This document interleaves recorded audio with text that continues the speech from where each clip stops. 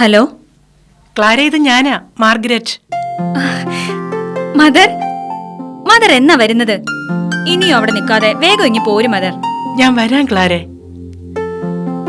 തൽക്കാലം സമാധാനായിട്ട് ഞാൻ പറയുന്നത് നീ ഒന്ന് കേക്കണം. ഓ, എന്ത് സമാധാനമാ മദർ എനിക്കുള്ളത്? മദർ കൂടി ഇവിടെ ഇല്ലാതായപ്പോ. ക്ലാരെ, ഞാനൊരു കാര്യം പറഞ്ഞോട്ടെ, നീ അതൊന്ന് കേൾക്ക്. എന്താ മദർ? രേണുക ജീവിച്ചിരിപ്പുണ്ട്. ഞാൻ കണ്ടവളെ. രേണുക ഇപ്പോ എന്റെ അടുത്തുണ്ട്.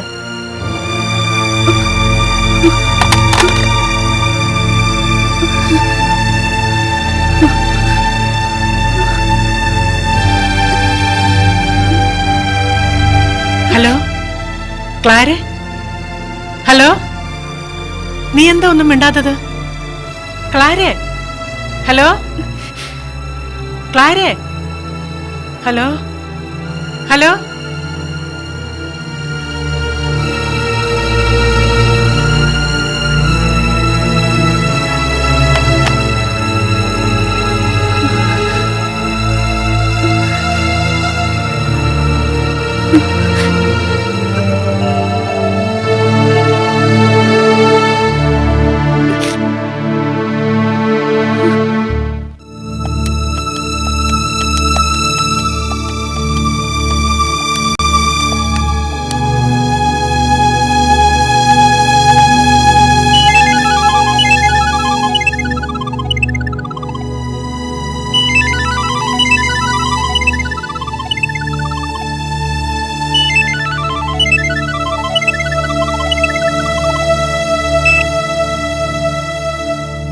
ഹലോ, ഹലോ, അരുന്ധതി മാഡം അല്ലേ? ആരാ? എന്നെ മനസ്സിലായോ? ഞാനാ, സിസ്റ്റർ മാർഗരറ്റ്, മേരിമാത ഓർഫനേജിലെ. ആ, അറിയാം. സിസ്റ്റർ നാട്ടിലെത്തിയോ? ഇല്ല, ഞാനിപ്പോ ബാംഗ്ലൂരിലാ. എന്താ സിസ്റ്റർ ഈ രാത്രിയില്? അത് ഞാൻ നമ്മുടെ രേണുകയെ കണ്ടു. എവിടെ? ഇവിടുത്തെ മദർ തെരേസ മെഡിക്കൽ മിഷൻ ഹോസ്പിറ്റലിലുണ്ട്. നേരാണോ മദർ? അതെ, ഞാൻ കണ്ടു രേണുകയെ. മാഡം നിർമ്മല ടീച്ചറിനെയും കൂട്ടി എത്രയും പെട്ടെന്ന് ഇവിടെ എത്തണം. രേണുകയെ നമുക്ക് നാട്ടിലേക്ക് കൂട്ടിക്കൊണ്ടു പോകാം. ടീച്ചർ, ഈശ്വരാ.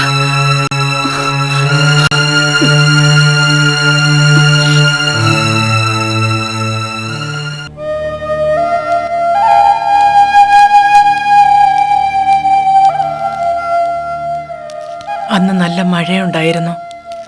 ഇരുള് വീണ് തുടങ്ങിയിട്ടേ ഉണ്ടായിരുന്നുള്ളൂ. ഇടിയും മിന്നലും കാറ്റും ഒക്കെ ആയിട്ട് വല്ലാത്തൊരു കാലാവസ്ഥ. ഞാനും ക്ലാരയും പ്രാർത്ഥന കഴിഞ്ഞ് മുറിയിലേക്ക് വരുമ്പോഴാണ് വാച്ച്മാൻ ബഹളം കൂട്ടിക്കൊണ്ട് മഴയത്ത് ഞങ്ങളുടെ മുന്നിലേക്ക് ഓടി വന്നത്. അയാളാണ് രേണുക ആദ്യമായി കണ്ടത്. എന്നിട്ട് ഞാനും ക്ലാരയും ഓടി ചെല്ലുമ്പോൾ രേണുക രക്തത്തിൽ കുളിച്ച് വല്ലാത്തൊരവസ്ഥയിലായിരുന്നു. ശരിക്കും പറഞ്ഞ അതൊരു കൊലപാതക ശ്രമമായിരുന്നുവെന്ന് വളരെ വൈകിയാണ് ഞങ്ങൾക്ക് മനസ്സിലാക്കാൻ കഴിഞ്ഞത്. കൊലപാതക ശ്രമോ? അതെ മദർ. ആരോ ചുമതലപ്പെടുത്തിയ ഒരു വാടക കൊലയാളിയായിരുന്നു രേണുകയുടെ പിന്നാലെ. ആരാണെന്ന് ഞങ്ങൾക്കറിയില്ല. പക്ഷേ ആ കൊലയാളി ക്രിസ്റ്റി എന്നാണ് സ്വയം പരിചയപ്പെടുത്തിയത്. മാർഗരറ്റ് അയാളെ കണ്ടോ? അയാള് പലതവണ രേണുകയെ തേടി ഓർഫനേജിലും ഹോസ്പിറ്റലിലും ഒക്കെ എത്തിയിരുന്നു. എന്നെയും ക്ലാരയൊക്കെ വല്ലാതെ ഭീഷണിപ്പെടുത്തുകയും ചെയ്തിരുന്നു. നിങ്ങൾ പോലീസിൽ ഇൻഫോം ചെയ്തില്ലേ? അതുകൊണ്ടൊന്നും ഒരു വിശേഷം ഉണ്ടായില്ല മദർ. അയാളെ തിരിച്ചറിയാൻ കൂടി പോലീസിന് കഴിഞ്ഞില്ല. പിന്നെ രേണുക എപ്പോഴാണ് നിങ്ങളുടെ കയ്യിൽ നിന്ന് മിസ്സായത്? ഞാൻ പറഞ്ഞില്ലേ മദർ, ഞങ്ങൾ രേണുകയെ ഹോസ്പിറ്റലിലാക്കി. അവളന്ന് പൂർണ്ണ ഗർഭിണിയായിരുന്നു. രേണുക പ്രസവിച്ചതായി അവളുടെ മെഡിക്കൽ റിപ്പോർട്ടിൽ വളരെ വ്യക്തമായി പറയുന്നുണ്ടല്ലോ. രേണുക പ്രസവിച്ചു ഒരു പെൺകുഞ്ഞിനെ. എന്നിട്ട് ആ കുട്ടി? ആ കുട്ടി ഇപ്പോഴും ജീവിച്ചിരിക്കുന്നുണ്ട്. ഏ, എവിടെ?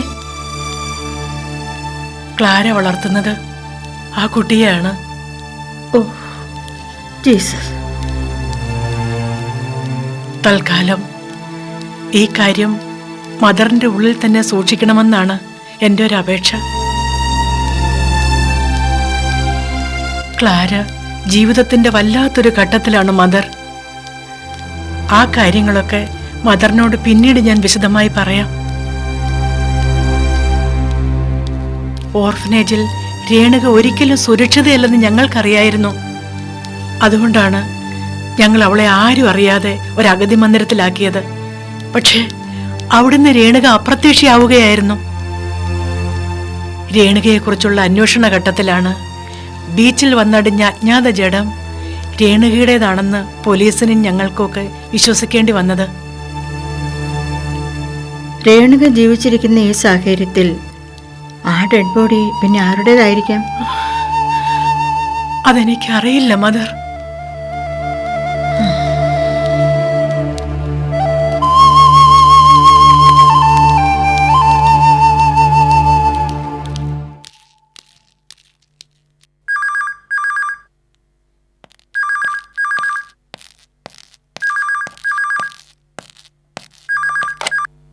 ഹലോ, ആ സാറുണ്ട്, ഞാൻ വിളിക്കാം.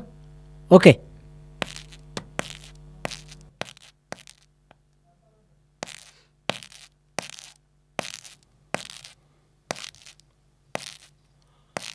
Hello, isn't it? ജീവിച്ചിരിക്കുന്നോ? അല്ല, ഇതാരാ മാഡത്തിന് ഇൻഫോം ചെയ്തത്? സിസ്റ്റർ മാർഗരറ്റാ കണ്ടത്, ബാംഗ്ലൂരിൽ വെച്ച്. അവര് തന്നെയാ എന്നെ ഇൻഫോം ചെയ്തത്. മാഡം തൽക്കാലം ഇത് പുറത്താരോടും പറയണ്ട. എത്രയും വേഗം ബാംഗ്ലൂർ എത്തി രേണുകയെ നേരിട്ട് കാണണം. ഞാനീ പറഞ്ഞതിന്റെ സീരിയസ്നെസ് മാഡത്തിന് മനസ്സിലാവുന്നുണ്ടല്ലോ? ഉവ്വ് സാർ. രേണുകയെ കൊന്ന കുറ്റത്തിന് ഒരാൾ ശിക്ഷിക്കപ്പെട്ട് സെൻട്രൽ ജയിലിൽ കഴിയുന്നുണ്ടെന്ന കാര്യം മറക്കരുത്. ശരി സാർ, ഞാൻ ഉടനെ പുറപ്പെടുക. അവിടെ ചെന്ന് ആളെ കണ്ട ശേഷം എന്നെ വിവരം അറിയിക്കണം. അവിടുത്തെ പോലീസ് സ്റ്റേഷനുമായി ഞാൻ ബന്ധപ്പെട്ടോളാം. ശരി സാർ.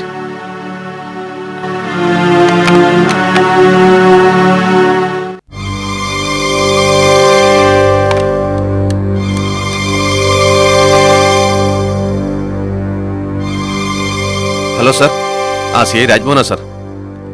അതെ സാർ, ആ മർഡർ കേസിലെ രേണുക മരിച്ചിട്ടില്ല അത്രേ. ആ കുട്ടി ജീവിച്ചിരിക്കുന്നു. അതെ അതെ സാർ, ബാംഗ്ലൂരാണ്. ഓക്കെ സാർ, ഓക്കെ സാർ, ഞാൻ ഫോൺ ചെയ്തോളാം. Okay sir, thank U.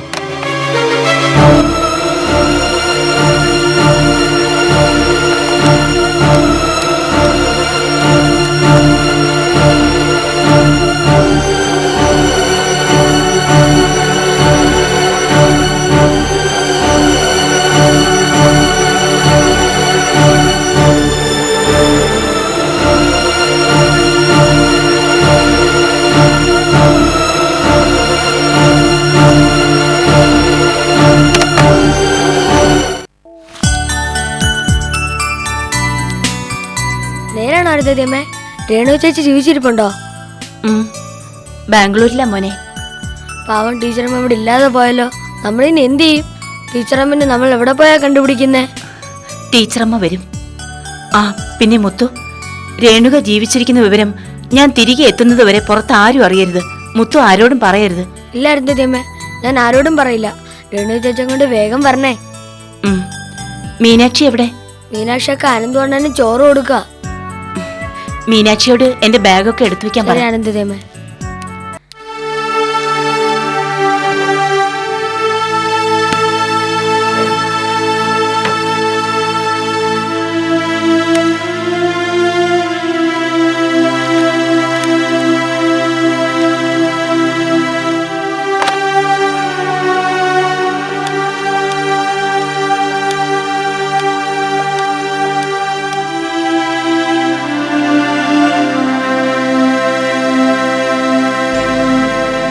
Hello, Santhigiri ആശ്രമം അല്ലേ? എന്റെ പേര് അരുന്ധതി മേനോൻ. അതെ, കുറച്ചു മുൻപ് വിളിച്ചിരുന്നു. നിർമ്മല പരമേശ്വരൻ. അതെ, സ്കൂൾ ടീച്ചറായിരുന്നു.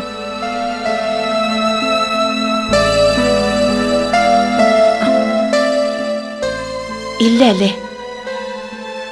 ശരി, എന്തെങ്കിലും വിവരം കിട്ടുകയാണെങ്കിൽ ഈ നമ്പറിലൊന്ന് അറിയിക്കണേ. ശരി.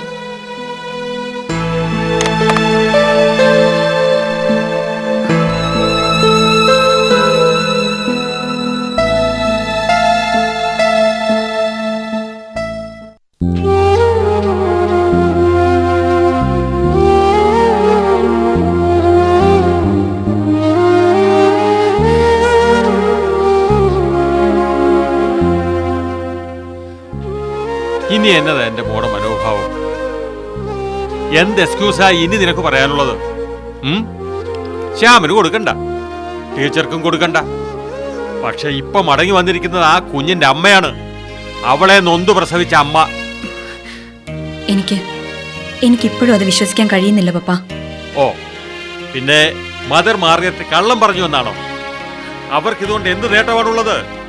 ഈ ലോകത്ത് നിനക്ക് ഏറ്റവും വിശ്വാസമുള്ളത് അവരെ തന്നെയല്ലേ?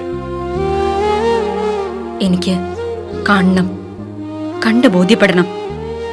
എങ്കിലേ ഞാനത് വിശ്വസിക്കൂ, ആരെയും വിശ്വസിക്കൂ.